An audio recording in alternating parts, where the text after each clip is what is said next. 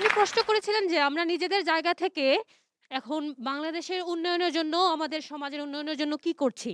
ছোটখাটো থেকে যেকোনো কিছু হতে পারে। তো আমি নিজের কথা যেটা বলব যে, আমি সবসময় চেষ্টা করি কোথাও যদি কোনো অনিয়ম দেখি, তাহলে সেখানে কথা বলার এবং যারা সেই অনিয়মটা করছে তাদের সাথে হচ্ছে প্রতিবাদ করার এবং আশেপাশে যারা আছে তাদেরকে সচেতন করার। কোনো অনিয়ম আমরা মেনে নিতে পারব না। এখন আপনাকে একটা উদাহরণ দিতে পারি। আমি গতকালকে একটা ফার্মেসিতে গিয়েছি এবং উনি আমাকে উম উম যা ডোজ হচ্ছে বাড়িয়ে দিয়েছে। যেই মেডিসিনটা দেওয়ার কথা ছিল, যেমন ধরেন আমার 5 এমজি ছিল, উনি আমাকে 10 এমজি দিয়ে দিয়েছেন। তো আমি আবার ক্রস চেক করে দেখলাম যে উনি বেশি 10 এমজি দিয়ে দিয়েছেন। তো সাথে, সাথে আমি সেখানে প্রতিবাদ করার চেষ্টা করেছি এবং তাদেরকে বলেছি যে, "আপনি আমাকে কথা দিন যে আপনি এই ভুলটা করেছেন, আমি আপনাকে ক্ষমা করে দিব।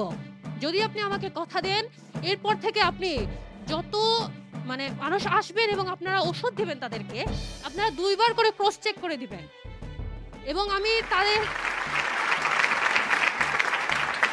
এভাবে যত জায়গায় দেখি, অনেক জায়গায় আমি দেখি যে যেমন ধরেন বড়, বড় সুপার শপে তারা কি করে অনেক সময় দেখা যায়, তারা একটা ক্লাসিফাই করে দেখে। মানুষের পোশাক-আশাক দেখে তারা শ্রেণীটা ১ম এ চিহ্নিত করে এবং সেই শ্রেণী বুঝে ওনারা তাদের সাথে ওইভাবে ট্রিট করে। এরকম আমি অনেক সময় পেয়েছি। ওখানেও আমি চেষ্টা করেছি প্রতিবাদ করার এবং সব জায়গায় আমি চেষ্টা করি উচিত কথাটা বলার।